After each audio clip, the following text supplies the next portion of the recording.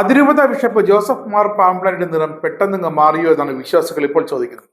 ഒന്നിനെ പോലെ JB Koshy commission report പ്രകാരം നടപടി എടുത്തുകൊണ്ടിരിക്കുന്നു എന്ന് പറഞ്ഞ് വിശ്വാസികളെ കബളിപ്പിക്കുന്ന പിണറായി സർക്കാരിനെ ഒരു കാരണവശാലും പിന്തുണയ്ക്കരുത്, എതിർക്കണം, ഞങ്ങൾ എതിർക്കും എന്നാണ് കഴിഞ്ഞ ദിവസം വരെ പാമ്പ്ലാനി പിതാവ് പറഞ്ഞുകൊണ്ടിരുന്നത് വിശ്വാസികളോട്.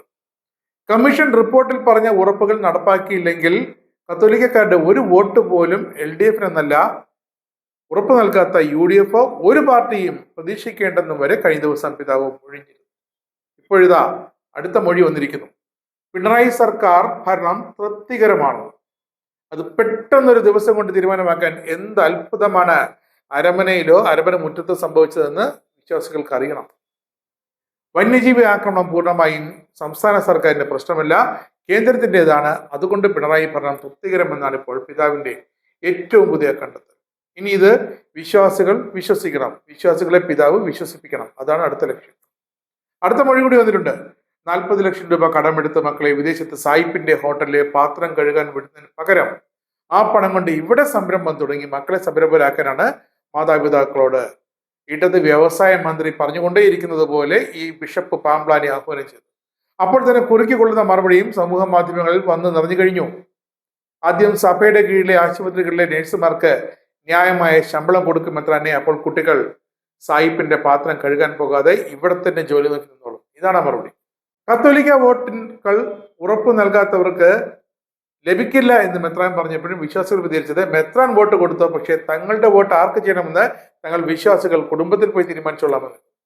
അപ്പോഴാണ് വീണ്ടും ഇതാ പാമ്പ്ലാനി മെത്രാൻ ഫ്ലൈറ്റ് മാറ്റിയത്. CPM സ്ഥാനാർത്ഥികളെല്ലാം പ്രഖ്യാപിച്ചു കഴിഞ്ഞു. പിന്നെ എന്താകും മെത്രാന്റെ ഇടത് വികാരത്തിന് കാരണമെന്ന് ഇനി വേണം കണ്ടുപിടിക്കാൻ. എന്തായാലും വ്യവസായ മന്ത്രി കളമശ്ശേരിയിൽ തെരഞ്ഞെടുപ്പ് പ്രകടനത്തിലായതിനാൽ വ്യവസായ മന്ത്രി രാജീവ് ചെയ്യേണ്ട കാര്യങ്ങളെല്ലാം ആഹ്വാനങ്ങളെല്ലാം ഇപ്പോൾ മെത്രാൻ ചെയ്യുന്നുണ്ട്. ഗത്യന്തരമില്ലാതെ സഭയ്ക്ക് പുറത്തോ ഇന്ത്യക്ക് പുറത്തോ ഒരു രൂപത ഉള്ള സ്ഥലത്തേക്ക് പഠനത്തിനും ജോലിക്ക് മക്കളെ അയക്കുന്നതിനുമൊക്കെ അതാകും ഭാവിക്ക് നല്ലതെന്ന് വിശ്വാസികൾ ഇപ്പോൾ കരുതുന്നുണ്ട്. കാരണം പക്ഷെ അവിടെയും സൂക്ഷിച്ചുകൊണ്ട് ചെന്നെത്തിപ്പെടാൻ ഫരീദാബാദ് ആയാലും യൂറോപ്പായാലും ഗൾഫായാലും ഇവിടെയൊക്കെ വിമത ബിഷപ്പുമാർ നിറയെ കട്ടിയിട്ട് കിടക്കുന്നുണ്ട്. നാട് വിട്ടുപോയാലും സാരമില്ല, വർഷങ്ങൾ എത്ര വിദേശത്ത് കഴിഞ്ഞാലും കുഴപ്പമില്ല, ധാർമ്മിക ആത്മീയ മൂല്യങ്ങൾ സഭ പറയുന്നത് പോലെ അത് നഷ്ടപ്പെടാതെ മക്കളെ കാണുന്നത് നല്ലതെന്ന് ഇപ്പോൾ വിശ്വാസികൾക്ക് തോന്നുന്നു. രാഷ്ട്രീയ നിലപാടുകൾ മാത്രമാണ് മെത്രാൻ ധൈര്യം നൽകുന്നതെങ്കിൽ വിശ്വാസികൾക്ക് ഏറ്റവും പ്രധാനം ഈശോയുടെ രക്ഷതയിൽ പങ്കുചേർന്ന് സ്വർഗം നേടുക. അതിന് സിനഡിലെ കുറെ മെത്രാന്മാർ യുവാക്കളെയും കുട്ടികളെയും അനുവദിക്കില്ല. അവരെ വഴിതെറ്റിക്കുന്ന അധാർമിക നിലപാടുകളാണ് ഇപ്പോൾ കൈക്കൊള്ളുന്നത്. ഇതാണ് വിശ്വാസികൾ പറയുന്നത്. അങ്ങനെ മെത്രാന്മാർ തങ്ങളുടെ രാഷ്ട്രീയ നിലപാടിലേക്ക് തിരഞ്ഞെടുപ്പെടുത്തപ്പോൾ തങ്ങളുടെ രാഷ്ട്രീയ നിലപാടുകളുമായി വീണ്ടും കളന്നിറങ്ങുകയാണ്. ആരെ പ്രീതിപ്പെടുത്താനെന്ന് കണ്ടറിയണം.